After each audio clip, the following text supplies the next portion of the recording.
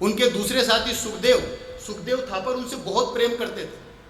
पहले यह तय हुआ कि अभी एक सरदार युवक की तलाश है सॉन्डर्स मर्डर केस में, और इसलिए बम फेंकने के लिए दूसरे क्रांतिकारी रामचरण दास जाएंगे। यह तय हो गया बैठक में। चंद्रशेखर आजाद भगत सिंह को भेजना नहीं चाह रहे थे, क्योंकि वो जानते थे कि भगत सिंह जाएंगे तो लौट के नहीं आएंगे।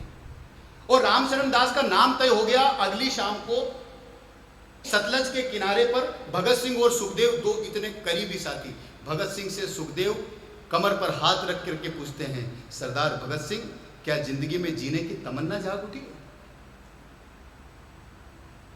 तुम जानते हो कि इस काम को तुमसे बेहतर कोई और नहीं कर सकता, तो मौत के डर से क्या तुम बम फेंकने के लिए नहीं जाना चाहते हो? भगत सिंह मौन रहे, कुछ नहीं बोले। भगत सिंह की 8 अप्रैल 1929 को जब असेंबली हॉल के बम धमाके में उनको गिरफ्तार किया गया, तो 11 अप्रैल को उनकी जेब से एक पत्र मिला। उस पत्र में लिखा हुआ था, वो पत्र लिखा था उन्होंने अपने साथी सुखदेव के नाम। भगत सिंह सुखदेव को लिखते हैं, प्यारे मित्र,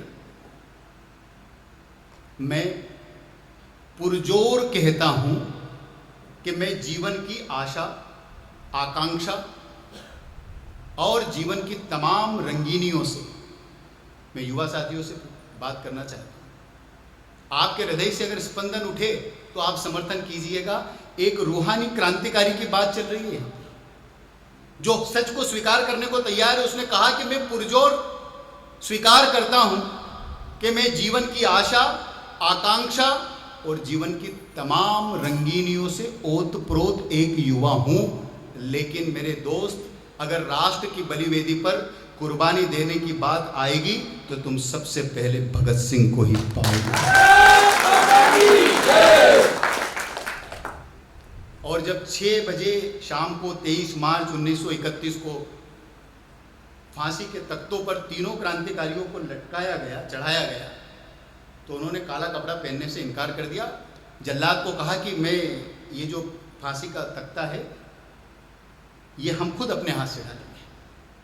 सबने अपने हाथ से डाला, और उस समय हंसते हुए सुखदेव भगत सिंह को कहते हैं, उस फांसी के तख्ते पे मरने के पहले सुखदेव को, उस समय जो उस फांसी के सामने साक्षी थे चरत सिंह, वो चरत सिंह अपनी जीवनी में लिखते हैं।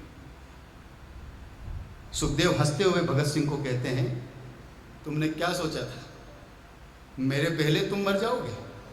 उन्होंने जल्लाद को कहा, मैं इस उम्र में 1 साल बड़ा हूं, सबसे पहले मेरा तख्ता खींचा जाए। ये मित्रता।